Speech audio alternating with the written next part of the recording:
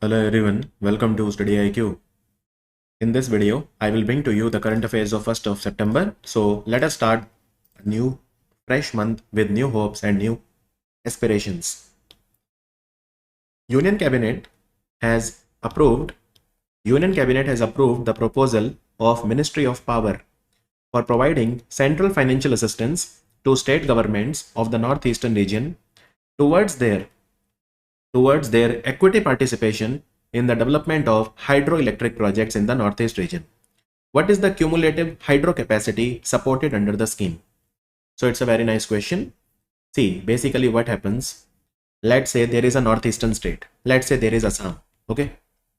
Now in Assam, there is a hydropower project that is coming up. And this hydropower project is a joint venture between any company like, let's say, National Hydropower Corporation and Assam State Hydropower Corporation. So some company of Assam government is doing it as a joint venture, because the state hydropower corporations, they are not very big, they need the support of the central government. So let us say in this joint venture hydropower project, we have 60% stake of NHPC and 40% stake of Assam government's company. Till here it is clear. So this is called equity participation. Equity participation means some ownership you take, some ownership we will take. Now, what do the Northeast states want? Northeast wants that in return of their equity participation, now let's say the project is worth 1000 crore. That means 600 crore will be contributed by NHPC and 400 crore will be contributed by the Assam government company, right? But Assam government company may not have 400 crore. So they want that the money that they want to give in return for their equity. So they have 40% equity in the project, but they don't have 400 crore to give in return for that equity. So that equity central government should give as central financial assistance.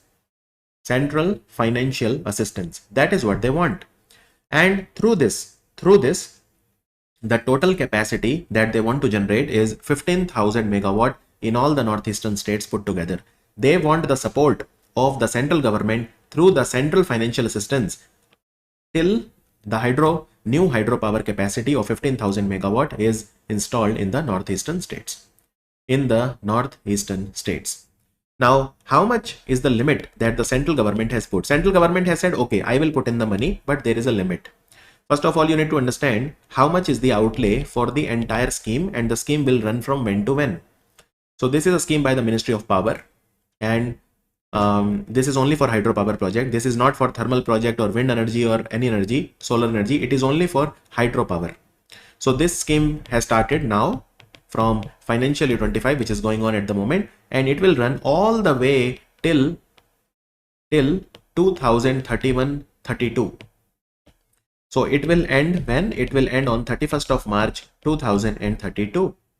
So you can see this scheme will run for a lot of time. And what is the limit that has been put by the central government? That I will tell you. So the limit is the equity portion of the state government, the grant that the central government will give towards the equity portion of the state government of the northeastern region will be capped at 24% of the total project, 24%, maximum of 750 crore per project. 24% or 750 crore, right? 24%, but maximum is 750 crore. Maximum is 750 crore, right? To give you an example, let's say there is a project worth 5,000 crore. 5,000 crore. Okay, in which it is let's say 50-50. So 2,500 crore worth of equity is of state government and 2,500 crore equity is of the Assam government. It is clear. So Assam government needs to pay 2,500 crore, right, in this project. But out of the 2,500 crore, 750 crore will be contributed. 24%, first of all, 24% of this. So what is 24%? It is approximately 2,500 by 4. So that comes out to be how much? That comes out to be approximately 600 crore. So 600 crore or 750 crore, here 600 crore approximately will be contributed. 24% of the total project cost, but maximum is 750 crore. that will be contributed as a grant by the central government. So there is a cap of 750 crore.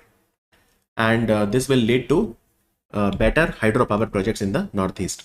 And Ministry of Power was also in news because they have launched 3 portals recently. One is called Jal Vidyut DPR portal, one is called DRIPS portal, and one is called Prompt portal.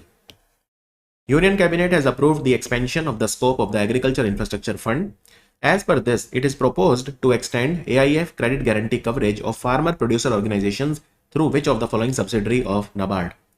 Through which of the following subsidiary of NABARD. Now, look, before I explain to you this question, let us focus on the concepts. Okay, what is Agriculture Infrastructure Fund? You have to start from the very concept. Agriculture Infrastructure Fund, as the name says, if you are a farmer, okay, so this scheme was launched in 2020 and this is a scheme by the Ministry of Agriculture and Farmer Welfare. Till here it is clear. If you want to set up any agriculture infrastructure for preventing your post-harvest losses, post-harvest means what? When you cut a crop, when the crop becomes ripe, you cut it. That is called harvesting. Now after harvesting, you have to sell it within a few days or few weeks. Otherwise it will become rotten. It will become damaged. So post-harvest losses have to be minimized. So what do you need for that? You need cold storage, right? So this is one example. Cold storage is one example of agriculture infrastructure. Now if you are a farmer, you may not have the money to set up the cold storage. So what do? Well, you take a loan. So if you have to set up agriculture infrastructure under the AIF scheme, the farmers, they can take a loan.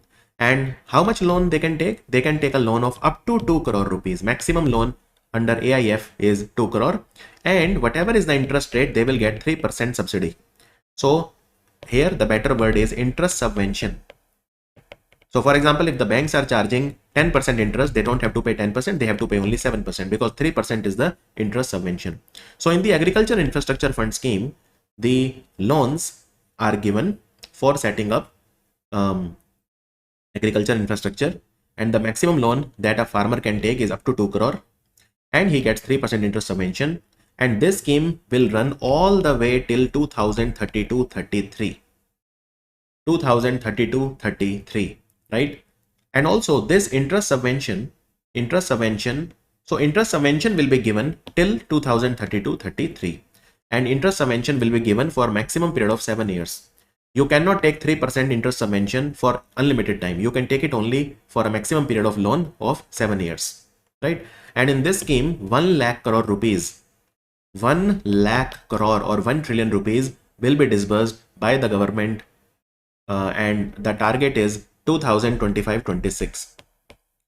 So for now, the scheme benefit you can take till 2025-26. However, you can take a loan and that loan's maturity cannot extend beyond 2032-33. That was what I meant to say. Okay. So now what they have done is recently under Agriculture Infrastructure Fund, even the farmer producer organizations, they can take a loan. Not just one single farmer, but farmer producer organizations, they can take a loan and credit guarantee is also provided, which means government is saying, central government is saying to the banks, don't worry, just give the loan to FPOs. If they don't give back, we will give to you. So you don't have anything to lose. That is called credit guarantee. So which organization under central government has given this guarantee? It is a subsidiary of NABARD called NAB Sarrakshan Trustee Company Private Limited. NAB Sarrakshan Trustee Company Private Limited. So this is the company and it is a wholly owned subsidiary of NABARD. It has given credit guarantee to the banks, to the NBFCs, to the small finance banks and all of these basically. So that will encourage the banks to give loans to the farmer producer organization. And Agriculture Infrastructure Fund, let me tell you, has been very successful. So government said, they gave some figures. They said that till now 500 lakh metric ton worth of capacity we have developed. Out of that, 465 lakh metric ton is of dry storage and 35 lakh metric ton is cold storage. Dry storage means normal godowns or warehouses. Cold storage means proper refrigerated warehouses. So this much agriculture infrastructure, the loan has already been disbursed since the scheme was started in 2020. And NAB Sarrakshan Trustee Company Private Limited is a wholly owned subsidiary of NABARD. Wholly owned subsidiary of NABARD, and it will give the credit guarantee. Very nice question. And what is the authorized capital of NAB Sarrakshan? So authorized capital is 100 crore. 100 crore.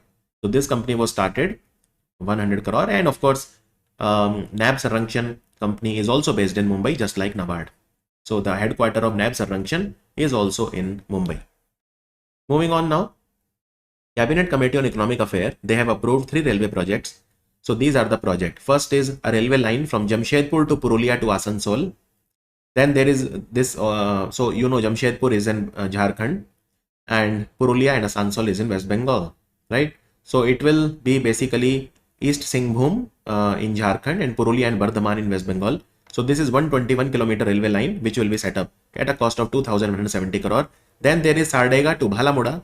So this will be connecting Sundargarh and Raigad, that is Odisha and Chhattisgarh, and Bargarh to Navapara. So it will connect 2 places of Odisha, Bargarh and Nuapada.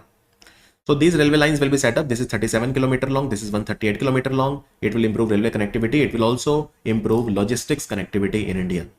Logistics connectivity in India. So how much money will be spent? So you can see total 6,456 crore rupees will be spent, and these 3 railway lines will be completed by 2028-29. This will improve the logistical efficiency of the Indian railways. So you can see so many stations will be connected, you know, and out of these, 2 districts are aspirational districts, you know, Nuapada and East Singhbhum, they are aspirational districts. So aspirational districts, obviously we want, you know, we want their development. Aspirational districts are basically backward districts, right? And yeah, so these are the new railway lines. India has signed a MOU with which country regarding the assignment of liaison officer? Regarding the assignment of liaison officer, the answer is United States of America, USA. You can see Rajnath Singh, he visited America recently. He met Lloyd Austin. This guy is Lloyd Austin. He is the defense minister of America. There they use the word Secretary of Defense. So he visited America from 23rd to 26th of August, and we have signed Security of Supplies Agreement, or SOSA. Security of Supplies Agreement. It is a bilateral agreement that was signed on 22nd of August. And India is the 18th SOSA partner of America. India is the 18th SOSA partner of America. So liaison officer. Now, you know, India will deploy a liaison officer to the US headquarters of Special Operations Command in Florida. So India will deploy its first liaison officer. Liaison officer is like, you know, somebody who will coordinate between India and America with respect to the defense cooperation. So the first liaison officer to the US headquarters, Special Operations Command in Florida. So India will deploy a liaison officer. The liaison simply means someone who acts as a connector between the 2 companies or 2 organizations or 2 countries, that. And America is also giving to India worth $52.8 million sonobuoys. Sonobuoys are used for anti-submarine warfare capability. These are special equipment that go below the water and they can detect enemy submarines, right? And also one more thing was discussed. So there is a engine GE F414. We need this engine from General Electric Company of America, and we need this. Why? Because we want to fit it into the Tejas Mark II aircraft. So we need these engines from America. So India and America have agreed to co-produce this engine in India. GEF414. GEF414. Also, let me tell you one more thing. There is a Combined Maritime Forces, which is an association of 46 countries. Combined Maritime Forces, which is headquartered in Bahrain. So India will deploy the Navy people in Bahrain because it is the headquarters of Combined Maritime Forces. Combined Maritime Forces. India will start doing it in 2025, and India is purchasing 73,000 SIG guns. SIG 716 G2 petrol assault rifle. This is made by a company, American company called SIG SOR. We will purchase it from America. Let us move on now. Who has become the Director General of Central Industrial Security Force, which now protects even the Parliament of India? They protect our Maharatan, Navratan companies, you know, the big companies of India. That is why they are called Central Industrial Security Force. They work under the Ministry of Home Affairs. So Rajvinder Singh Bhatti, Senior IPS. He is now the Director General of CISF. CISF was raised when? CISF was raised basically in 1969. 1969, and it was declared as an armed force in 1983. So they protect the government buildings, government companies, Maharatan companies, Delhi Metro, even airport security. Delhi Metro, Delhi Airport, Parliament, and they work under Ministry of Home Affairs. They are headquartered in New Delhi. They are headquartered in New Delhi. Which ministry has launched voluntary vehicle modernization program to create an ecosystem for phasing out unfit polluting vehicle through a network of registered vehicle scrapping facilities and automated testing station. See, there are some conditions with respect to cars. For example, in Delhi NCR, you cannot use a petrol car for more than 15 years and you cannot use a diesel car for more than 10 years. Now, what if after 15 or 10 years, whatever is the case may be, what will you do with that car? So you will scrap it, you will sell it, you will give it to the scrap guy. So we have registered vehicle scrapping facilities and we also have automated testing station. So presently there are 60 plus registered vehicle scrapping facilities across 17 states of India, and there are approximately 75 automated testing stations which are government approved in India. Obviously we need more, so we will be setting up a few more. Now what government has done, they have launched voluntary vehicle modernization program. See, people, what they do is they don't scrap their vehicle. They keep on still using it even if it is. So to encourage people, this is voluntary vehicle modernization program, which means scrap your vehicle and buy a new one. So why will people do that? Well, because they will get subsidy. So let's talk about, so there are two types of vehicle. One is commercial vehicle and one of course is the passenger vehicle. Commercial vehicle like buses and all that, right? So the vehicle manufacturing companies like Mahindra, Ashok Leyland, Isuzu, Volvo, Eicher, Tata Motor, all of these big companies which manufacture commercial vehicle, they will give you 3% discount if you purchase a commercial vehicle, right? Provided you have scrapped your vehicle. So 3% if the weight of your vehicle was more than 3.5 ton. When I say, I mean gross vehicle weight, right? Gross vehicle weight, GVW. So if the gross vehicle weight, was more than 3.5 ton, you will get 3% off if you have scrapped it within last 6 months.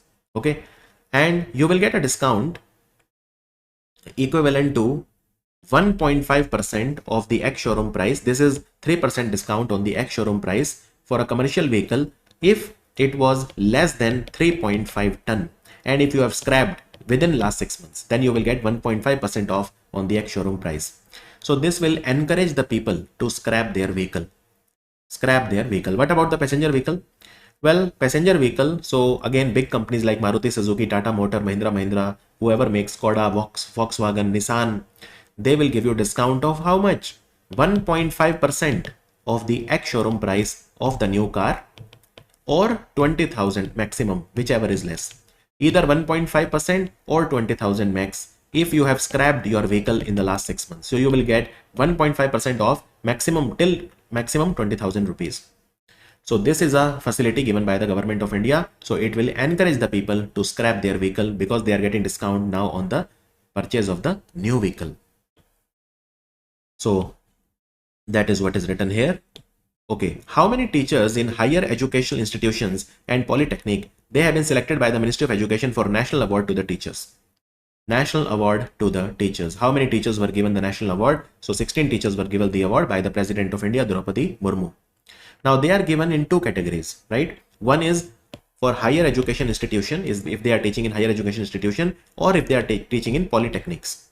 So total 16 teachers were given the award, National Teachers Award, right? And this is given for 2023. So if you are a higher education institution teacher, there are three categories in which you can get an award. You can get it for engineering and technology, architecture. You can get it for pure sciences, including mathematics, physical science, biological science, chemistry, medicine, pharmacy. And the third category is arts, humanities, languages, legal study, commerce and management. If you're a polytechnic, so then also you can get an award. That is second category, right? So these are the two categories. These are the two categories for which the awards are given. and these 16 teachers were total for both the two categories put together. Their names you don't need to remember, but yeah, basically you have to be a regular faculty member and you should have at least 5 years of experience and your age has to be less than 55 years. Only then you are eligible for the award. And if you are a vice chancellor, vice principal, director, principal, then you are not eligible. Only regular faculty members are eligible. So moving on, who has become the chairman and CEO of the railway board? Chairman and CEO of the railway board. This is again a very important question. Railway board is one of the highest bodies in railway. So Mr. Satish Kumar. Satish Kumar, right? Why this question is very important? Because he is the first person from SC or the Dalit, scheduled caste or Dalit community to be selected for this position. And he replaces Jaya Sinha, who retired on 31st of August. So his tenure started from 1st of September. Now, Railway Board was set up in 1922 and it is responsible to the government for decisions on technical matters and for advising the government on the matters of policy for the Indian Railways. Indian Council of Medical Research and which of the following company, they have announced the first ever phase 3 clinical trial for a dengue vaccine called Dengiol. So dengue is caused by a virus and this virus is carried to the human blood by a mosquito called Aedes aegypti. Aedes aegypti mosquito, right? So Dengiol is a vaccine, and by the way, this vaccine was developed by National Institute of Health, which is in America. National Institute of Health in America, but the patent was given to Panacea Biotech company. So Panacea Biotech is going to manufacture it in India. Panacea Biotech, they are doing their phase 3 clinical trials now, and these trials are funded by Indian Council of Medical Research. Indian Council of Medical Research. Who among the following has assumed the duty as Director General of Project Seabird, India's largest defense infrastructure project at Karwar Naval Base in Karnataka? Look, there is a place in Karnataka, in coastal Karnataka called Karwar, isn't it? Karwar. I have been to Karwar, by the way. I used to stay in Udupi, very near to Karwar. I stayed in Mangalore, like that area, coastal Karnataka. And I used to feel the rain for 4 months. Beautiful time. So Project Seabird is what? So, you know, we are going to set up our largest naval base in Karwar. What is the name of our naval base in Karwar? Karwar is the name of the place. It is called INS Kadamba. So INS Kadamba is the naval base and we will make it the largest in India. That is called Project Seabird. So for Project Seabird, Director General will be Vice Admiral Rajesh Dhankad. Vice Admiral Rajesh Dhankad. It is one of India's largest defense infrastructure project. And this project was conceived by Admiral O.S. Dawson. He said that we should have the largest naval base of India in Karwar. And then this project was approved by Rajiv Gandhi. And Rajiv Gandhi led the foundation stone for the project on 24th of October 1986. So first phase of the project ran Project Seabird. Now this is second phase which is going on. And this will become the largest naval base of not just India, but of the Eastern Hemisphere. Which of the following cities Samanatham tank will be converted to a bird sanctuary by the Tamil Nadu government? Samanatham tank is where? So it is located in Madurai, which is famous for Meenakshi temple. So Samanatham tank is basically it's a lake and it will be Madurai district's official first bird sanctuary. First bird sanctuary, right? And in India, there are around 72 bird sanctuaries at the moment, according to the official website of Bombay Natural History Society. Bombay Natural History Society. Now, recently in in Tamil Nadu, 2 new Ramsar sites have been set up. 2 new Ramsar sites have been set up in Tamil Nadu. Now, can you tell me the name of both of those? So there is Kalu Valley, or you can call it Kali Valley. Kali Valley, you can also, it is written sometimes like Kazu Valley. And the other one is the Nanj Rayan Tank. Nanj Rayan Tank in Tamil Nadu and Kali Valley Bird Sanctuary. The third one was Tawa Reservoir in Madhya Pradesh. These 3 are the latest ones. These 3 are the latest one. We now have 85 new Ramsar sites. Maharashtra government has declared 1500 geoglyphs which are spread across 70 locations of which district as a protected monument under the Maharashtra Ancient Monuments and Archaeological Sites and Remains Act of 1960. So these geoglyphs, they are present in Ratnagiri district. In Ratnagiri district, they need to be protected because Ratnagiri refinery is coming up, which will become the largest refinery of India. and this is called Barsu Refinery. BARSU, because Barsu is name of the village in Ratnagiri where this refinery is coming up. So because of this refinery, these geoglyphs should not be